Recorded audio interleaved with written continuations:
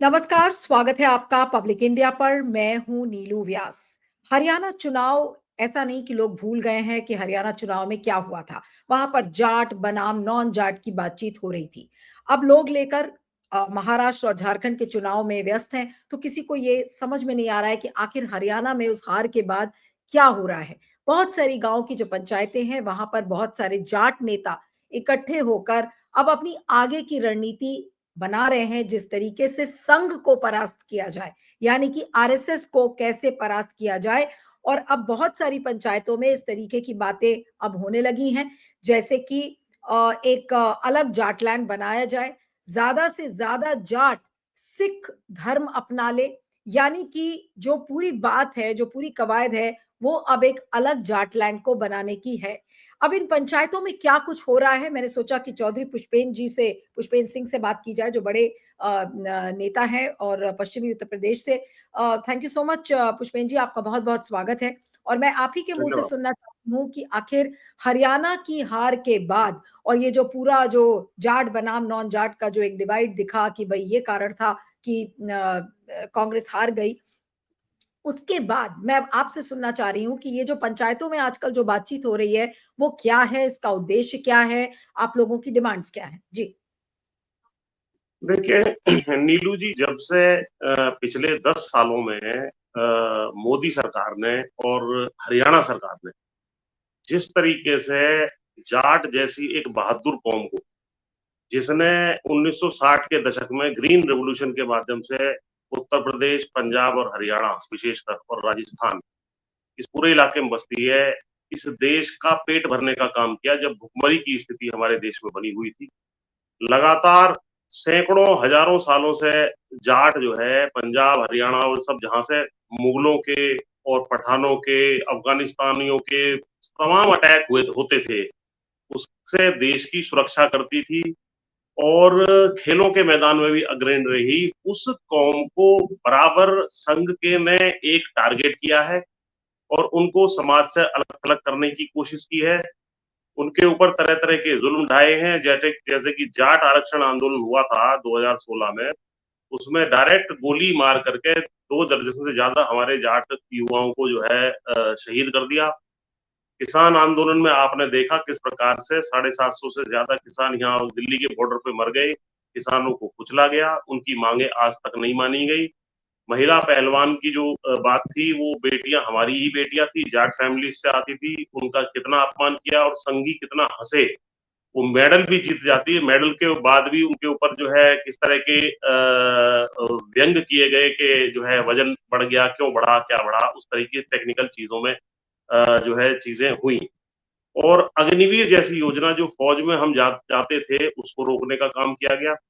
और फाइनली इन्होंने जो जाट नॉन जाट करके बिल्कुल अलग थलग कर दिया कि भाई जाट अलग है और 35 बरादरियां अलग हैं, 35 बनाम एक का नारा दे दिया और पॉलिटिकल सत्ता जो जाटों की हरियाणा में कम से कम एक मुख्यमंत्री बन जाता था, उसको छीनने का काम किया। तो इस सारी चीजों से जो है जाट कम्युनिटी बहुत ज्यादा आहत हुई है।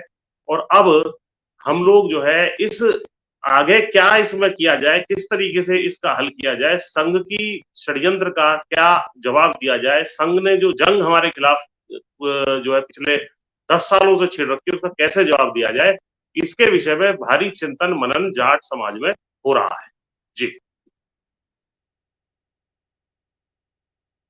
जो चिंतन मनन आप जो कह रहे हैं, अब आगे की रणनीति आपकी क्या है? रणनीति किस हिसाब से बनेगी? क्या जाटलैंड जो आप कह रहे हैं कि भाई एक अलग जाटों का प्रदेश बताया जाए, जाटों की जो जनसंख्या है वो तो कई राज्यों में है, जैसे कि यूपी में, वेस्टर्न उत्तर प्रदेश में तो है ही, राजस्थान के पोर्शंस हैं, उसी तरह से कई और राज्य हैं जहां पर छोटे छोटे संख्या में जाट्स इकट्ठे हैं। तो इस चीज को करना कितना आसान या कितना मुश्किल होगा? क्योंकि ऐसा तो नहीं है कि आज आपकी डिमांड आएगी और आपकी डिमांड सुन ली जाएगी। इसको लेकर एक बड़ा आंदोलन, बड़ा मूवमेंट जब तक नहीं खड़ा होगा और फिर उस मूवमेंट को पास करवाना कि भाई जो हम कह रहे हैं उसकी बात सरकार माने, तो ऐसी अड़ियल सरकार इस तरीके की डिमांड को क्यों मानेगी? देखिए नीलू जी, थोड़ा सा इसके बैकग्राउंड में जाए तो जाटों ने जो है मैंने इस विषय में एक जाटलैंड द फाइनल सॉल्यूशन करके एक लेख लिखा है। और उसको बहुत ज्यादा प्रचार प्रसार भी मिल रहा है, सब लोग उसको पढ़ रहे हैं। उसमें हमने 3R की जो है थ्योरी दी है कि जाटों को सबसे पहले तो अपनी नस्ल बचानी और अपनी नस्ल के ऊपर जो कुठाराघात हो रहा है, आक्रमण हो रहा है, उसको हम एकजुटता से जो है बचा सकते हैं। आपके दर्शकों की जानकारी के लिए बता दूं कि जाट हिंदू धर्म में भी है, सिख में भी है, मुस्लिम धर्म में भी है, बिश्नोइयों में भी 80-90% जाट ही होते हैं। तो ये तमाम हम दक्षिण राजस्थान का कुछ इलाका छोड़ दें तो पूरे राजस्थान में, पूरे पश्चिम उत्तर प्रदेश में, दिल्ली में, हरियाणा में, पंजाब में और कुछ तराई के इलाके जो हैं, चाहे उत्तराखंड के हों या हिमाचल के हों, जम्मू तक जाट इस फिजिकल पूरा जोग्राफिकल एरिया पर बसा हुआ है। और इन्हीं का एक हिस्सा जो है पाकिस्तान में भी जाता है। पाकिस्तान का जो पंजाब है उसमें भी भारी संख्या में जाट हैं जो मुस्लिम जाट हो गए थे। तो हमने पहला तो ये कहा कि रेस के अकॉर्डिंगली हमें एकजुट होना पड़ेगा। दूसरा हमने कहा कि ये जो रीजन है ये वो रीजन है जो जिस पर हम हजारों साल से बसे हुए हैं और इस रीजन का हमारी ताकत को डिवाइड करने के लिए इसको दो देशों में बांटा गया, इसको 10-12 प्रदेशों में बांटा गया और जैसा मैंने बताया 4 धर्मों में जो है बटे हुए हैं। तो ये सारी रेखाओं को मिटा करके हमारी रणनीति ये है कि भारत वाले पोर्शन को, जिसमें मैंने एरिया आपको बताया, इसको एकजुट करके एक जाटलैंड, जाटलैंड से मेरा मतलब है जे से जाट्स, ए से ऑटोनोमस, टी से टेरिटरी, जाट लैंड। तो Jats autonomous territory with in जो है इंडियन यूनियन बनाई जाए। इसमें कोई अलग से ये जो है रेखा खींचने की बात नहीं है। और वहां पर हमारी पॉलिटिकल ताकत, क्योंकि हम लोग 30% इस इलाके में है। दूसरा, मुसलमानों को बहुत ज्यादा इन्होंने परेशान और टारगेट किया हुआ है, वो भाई हमारे साथ हैं। अभी 7 तारीख को इंडिया इस्लामिक सेंटर में एक बैठक हुई थी, उसमें मुझे बोलने का मौका दिया था, तो हमने जो है हिंदू मुस्लिम एकता पे बोला। इसी तरीके से जो दलित भाई हैं जिनको इन्होंने आरक्षण इनका बांट दिया है, अभी हरियाणा में ही बांटा है, कल ही उसको लागू किया है, आज अखबारों में खबरें छपी हुई हैं, उनको कमजोर करने की इनकी कोशिश है। किसान बिरादरियों पे लगातार अटैक कर रहे हैं। तो ये 4-5 वर्गों को लेकर के हमारी मांग है कि हमारा अलग जाटलैंड दे दिया जाए, क्योंकि आप ये कह रहे हो कि हम अलग हैं, 35 बनाम 1 कर रहे हो, पॉलिटिकल ताकत खत्म कर रहे हो। मुसलमानों को आपने अलग थलग कर दिया, दलितों को आपने अलग थलग कर दिया, जाटों को आपने अलग थलग कर दिया, किसान बिरादरियों को लगातार आप चोट पहुंचाने का काम कर रहे हो। तो हम कम से कम जाटलैंड में इन सारी बिरादरियों की सहभागिता से इसका निर्माण, इसका एडमिनिस्ट्रेशन और इसमें सभी का सम्मान इन तमाम बिरादरियों का होगा। जैसे पिछले दिनों अभी एक योगी जी ने स्टेटमेंट दिया था यहाँ आकर के कि जो है मथुरा जैसा अयोध्या में हुआ वैसा ही मथुरा और काशी में होगा। तो उस बारे में हमने बहुत स्पष्ट कर दिया है कि मथुरा जाटलैंड का हिस्सा है योगी जी, और जाटलैंड में हम एक सुई भी किसी मुसलमान के हाथ से नहीं छिनने देंगे। इसलिए हमने ये घोषणा दी है कि अब इसको जाटलैंड बनाएंगे। ये सारे वर्ग जो दुखी हैं संघ की बांटो और कांटो की नीतियों से, उसका जवाब हम यूनाइटेड होकर के देंगे। इन तमाम रेखाओं को, जो आर्टिफिशियल रेखाएं हैं जमीन के ऊपर, कल हम जब बसे थे तो ये ना पाकिस्तान था, ना ये हिंदुस्तान था, ना ये जो है पंजाब था, ना हिमाचल था, ना हरियाणा था। ये सब रेखाएं हमें बांटने, काटने, छाटने के लिए बनाई गई हैं। अब वक्त आ गया है कि हम और ज्यादा कटें, इससे पहले हम जो है जाटलैंड की मुहिम को छेड़ दें। तो ये बहुत बड़ा वर्ग बनता है जिसके लिए लड़ाई अब जो है लड़ी जाएगी। जी। नहीं, तो ये तो इसका मतलब ये हो गया कि आप लोगों को एक बहुत बड़ा आंदोलन खड़ा करना पड़ेगा और वो आंदोलन इतना आसान नहीं है। आपके ऊपर ये भी आरोप लगेंगे कि भाई ये तो बिल्कुल एक अलगाववादी एजेंडा है, और ये भी कहा जाएगा जैसे भाई कि खालिस्तान की डिमांड की जा रही थी, ये तो फिर कुछ उस तरह से है। तो फिर इसको आप कैसे काउंटर करेंगे? देखिए, जो हमने जाट्स ऑटोनोमस टेरिटरी, जाटलैंड की बात की है, ऑटोनोमस टेरिटरी संविधान के अंदर ऑलरेडी एक कॉन्सेप्ट है। बोडोलैंड में आप चले जाइए, वहां पर ऑटोनोमस टेरिटरी है, गुरखाओं की ऑटोनोमस टेरिटरी है, नॉर्थ ईस्ट में 8-10 ऐसी ऑटोनोमस टेरिटरी हैं। तो ऐसी ऑटोनोमस टेरिटरी बनाना कोई संविधान के विरुद्ध काम नहीं है, संविधान के अंदर है। उल्टा हम ये कह रहे हैं कि हम तो ये चाहते हैं आगे जाकर के जाटों के नाम से, जाटों की जीन्स और रेस के हिसाब से पाकिस्तान में जो हमारे जाट भाई हैं वो भी उधर से इधर ही आ जाए, तो कम से कम जो अखंड भारत का सपना जो संघ देखता है वो ये नहीं कर पाएंगे। हमारे इस आइडिया से जरूर होगा, क्योंकि उसमें पाकिस्तान पंजाब का हिस्सा मुख्य रूप से जाट बाहुल्य है, वो आ जाता है, सिंध आ जाता है। तो जम्मू कश्मीर का हिस्सा भी आ जाएगा। केवल जो नॉर्थ वेस्ट फ्रंटियर और बलूचिस्तान को छोड़ करके बाकी सारा, क्योंकि पहले भी महाराजा रणजीत सिंह जी के दौरान के उसमें जो है जो सिंधु नदी है वहां से लेकर के गंगा तक इनका जो है प्रभाव रहता था। तो ये सारा नहीं, इलाका वास्तव में ऐतिहासिक रूप से एकजुट रहा है, इसको एकजुट आगे भी किया जा सकता है। जी। नहीं, लेकिन पुष्पेन जी, जो अगला सवाल आएगा कि ये एक ऐसी अड़ियल सरकार है कि साल भर से ज्यादा जो किसान आंदोलन चला, किसान ठीक है वो पीछे उनको हटना पड़ा, लेकिन किसानों की कितनी मांगे आज भी मोदी सरकार ने मानी है? नहीं मानी है, बेरली कुछ माना है। तो उसी तरह से जब आपका ये जो मुहिम है जब शुरू होगा अलग जाटलैंड के लिए, आपको क्या लग रहा है, क्या इतनी आसानी से मोदी सरकार आपकी ये डिमांड्स को मान लेगी? नहीं, पहली बात तो ये हमारा प्रोजेक्ट केवल मोदी सरकार के पॉइंट ऑफ व्यू से नहीं, ये लंबा प्रोजेक्ट है।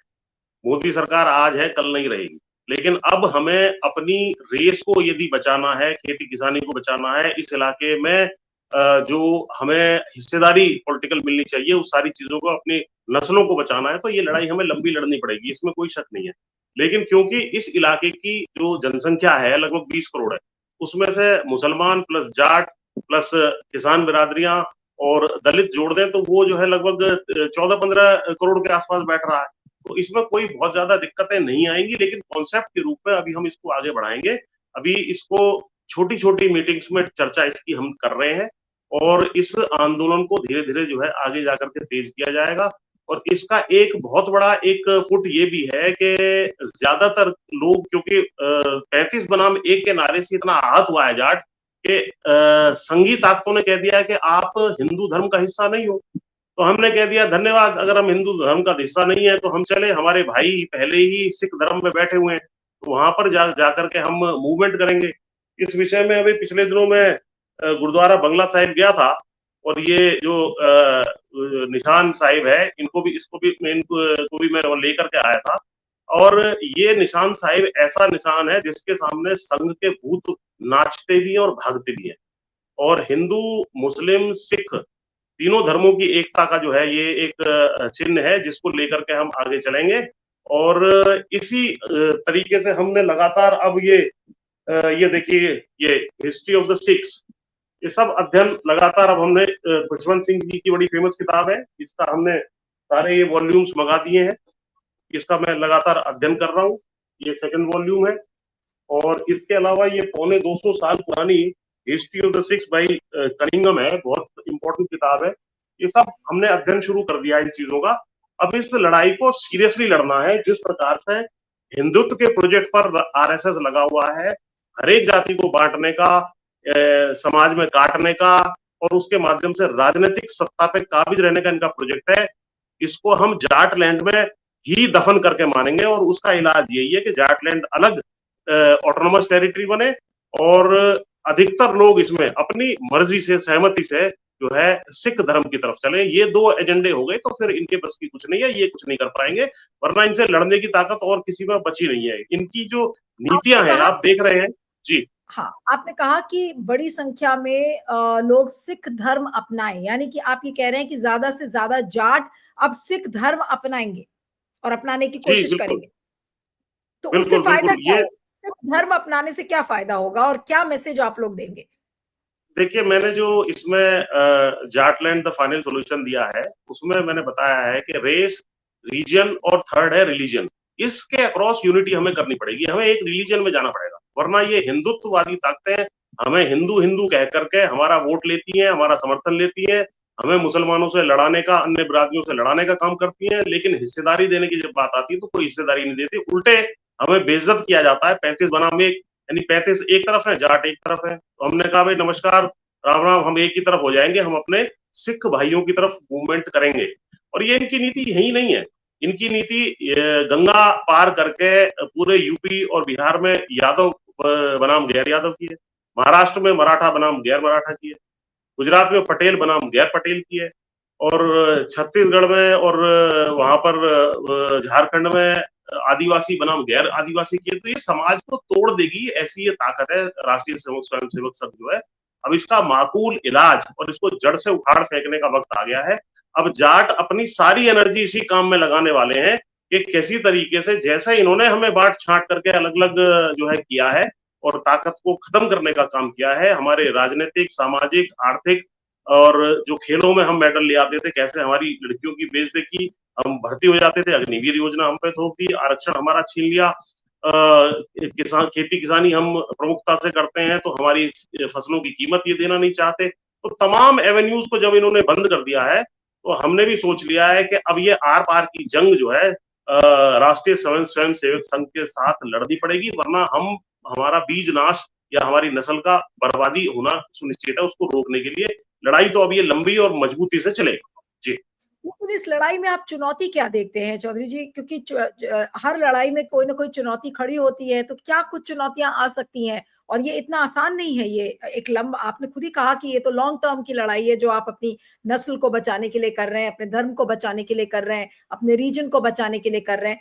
तो फिर इसमें चुनौतियां क्या हैं? और अभी ये जानते हुए कि मोदी सरकार है, उस सरकार के सामने आपकी सबसे बड़ी, अगर मैं 3 या 4 चुनौतियां अगर पूछूं तो क्या होंगी?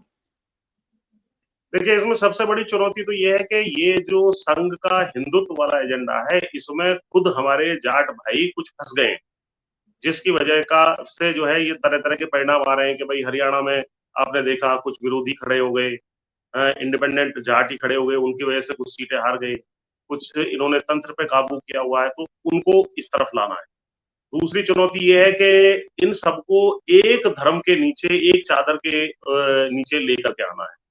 अभी इन्होंने बांटा हुआ है, ये राजस्थान का जाट है, यूपी का जाट है, हरियाणा का जाट है, ये पंजाब का सिख जाट है। तो ये सब चीजों को जो आर्टिफिशियल लाइंस जिनको कहता हूँ, कृत्रिम राजनीतिक रेखाएं हैं, इन तमाम को मिटा करके एकजुट करना है। और संघ कभी भी डायरेक्ट लड़ाई नहीं करता है। संघ जो है फूट डालो और राज करो की नीति पर काम करता है। तो हम इनको इनके कैंप में ही जा करके और धर्म का सहारा लेकर के लड़ाई करते हैं। तो हमने कहा कि हम रेस, रीजन और रिलीजन तीनों, यानी कि नस्ल के अनुसार और क्षेत्र के अनुसार और धर्म के अनुसार एकजुट हो जाएंगे। हम इनके धर्म से कुछ लेना देना रखेंगे नहीं। तभी इनको पता लगेगा कि भाई जो है जाटों का कितना बड़ा महत्वपूर्ण था, जो ये फुट सोल्जर की तरह हमें इस्तेमाल करते हैं कि जाओ और मुसलमानों को तहस नहस कर दो, मुसलमानों से लड़ जाओ। अगर मुजफ्फरनगर का दंगा नहीं होता तो इनके पक्ष में कभी 2014 में माहौल ही नहीं बनता।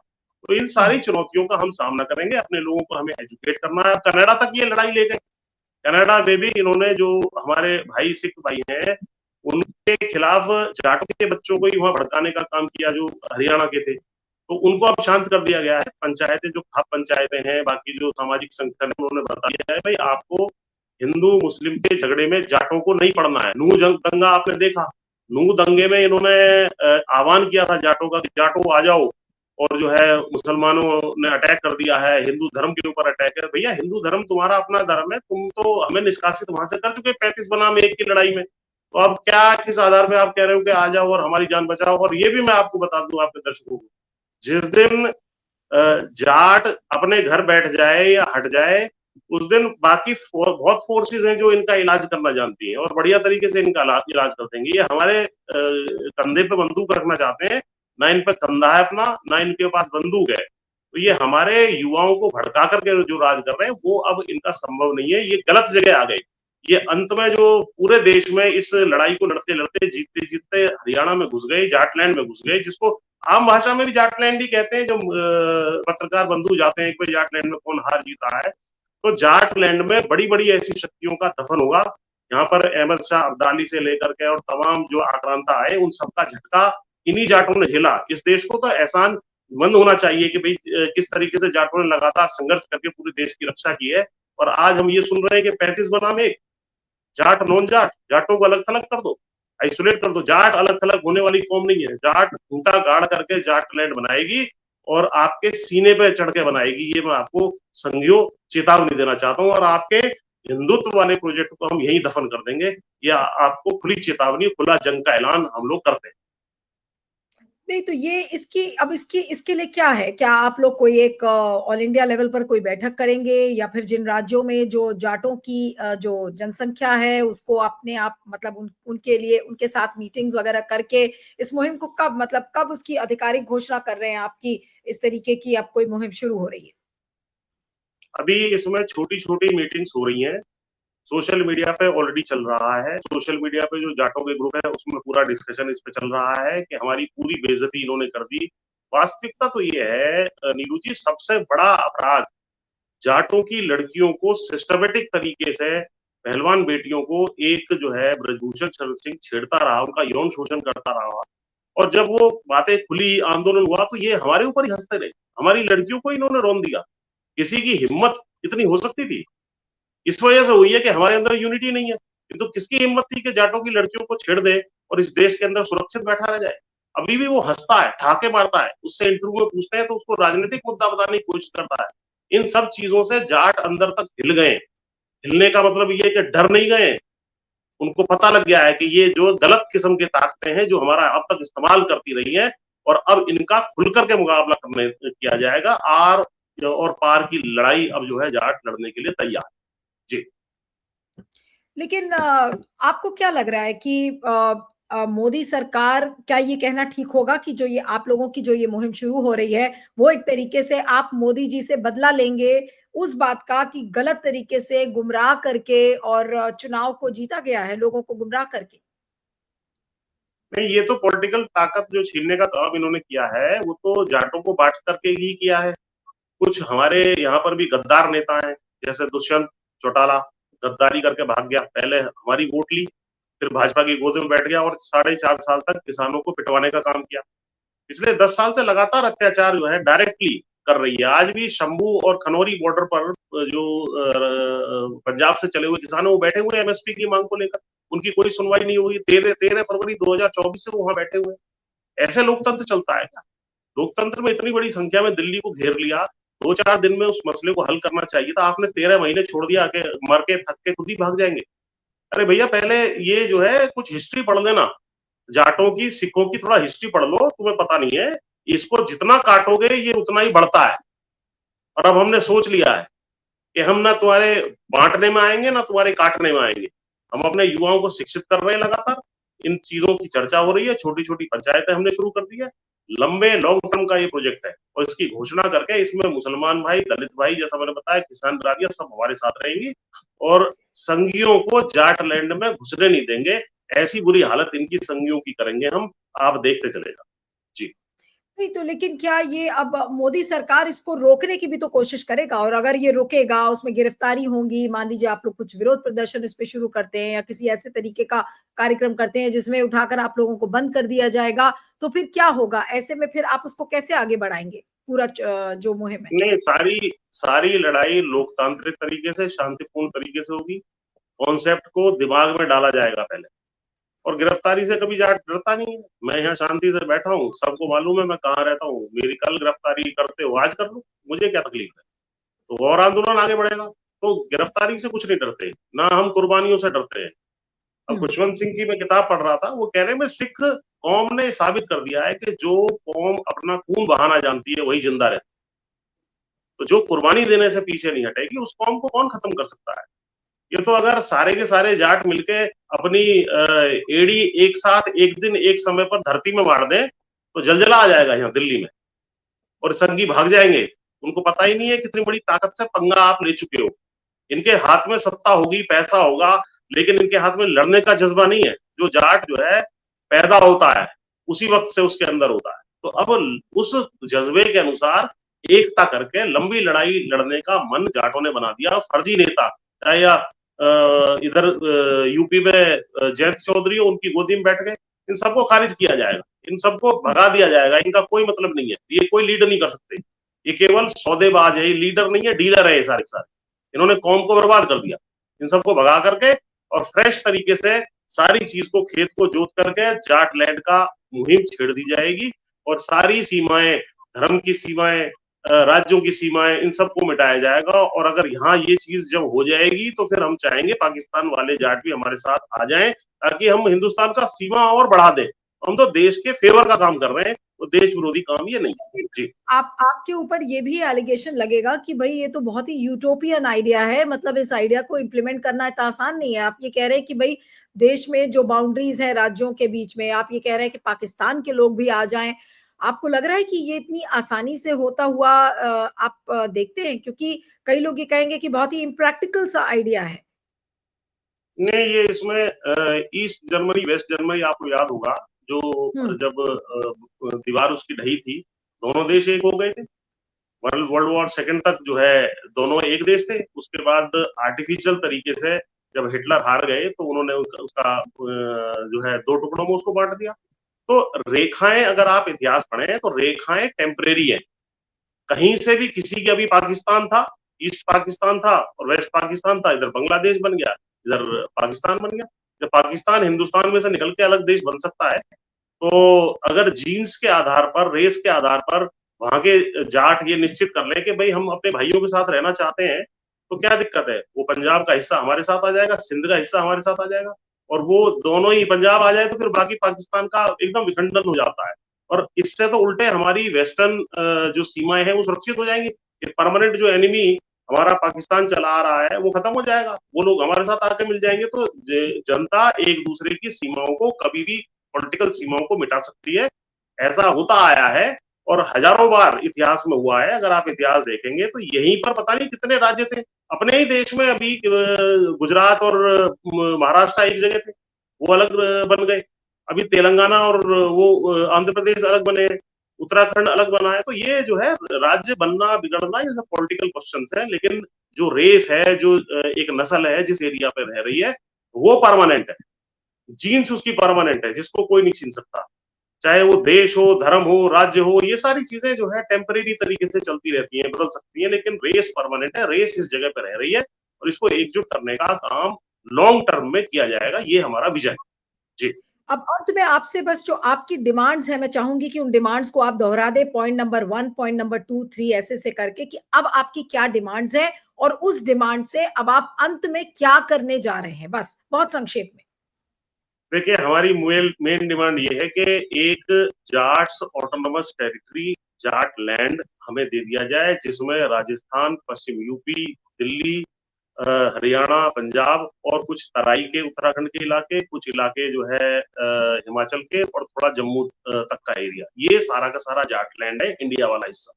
इसमें यानी कि एक ऑटोनोमस अलग टेरिटरी, राज्य, जाटों का हाँ, एक अलग राज्य आप चाहते हैं, ठीक अलग है। राज्य मांग कर रहे हैं। इसके अंदर हम इनकी गवर्नेंस के लिए छोटे छोटे हिस्से रख सकते हैं, उनका वो अलग है, और उसमें पॉलिटिकल हिस्सेदारी हम जो है बाकी किसान बिरादरियों को भी, दलित समाज को भी, मुसलमान समाज को भी, सब लोगों को उसके अंदर देंगे। खेती किसानी का ये है, पहली मांग हमारी ये है। और इसको करने के लिए हम लोग एक पहले इसकी अवेयरनेस कैंपेन शुरू कर रहे हैं, छोटी छोटी मीटिंग्स कर रहे हैं लगातार। मेरे पास पूरे वर्ल्ड से फोन आ रहे हैं जब से मैंने ये जाटलैंड द फाइनल सोल्यूशन लिखा है, ऑस्ट्रेलिया से, कनाडा से, और जगह जगह से। और उन लोगों की सहमति है कि हाँ भाई, इस मांग को हमें करना चाहिए, ये देश के हक में भी है, क्योंकि इससे हम पाकिस्तान के जाटों वाले हिस्से को वापस मिलाने की देश में बात कर रहे हैं। और ऐसा करना, जाटलैंड या कोई भी ऑटोनोमस क्षेत्र मांगना, इस संविधान के अंतर्गत है। ऑलरेडी 8-10 ऐसे ऑटोनोमस क्षेत्र हमारे देश में बने हुए हैं। तो इन चीजों के लिए हम जाएंगे करने।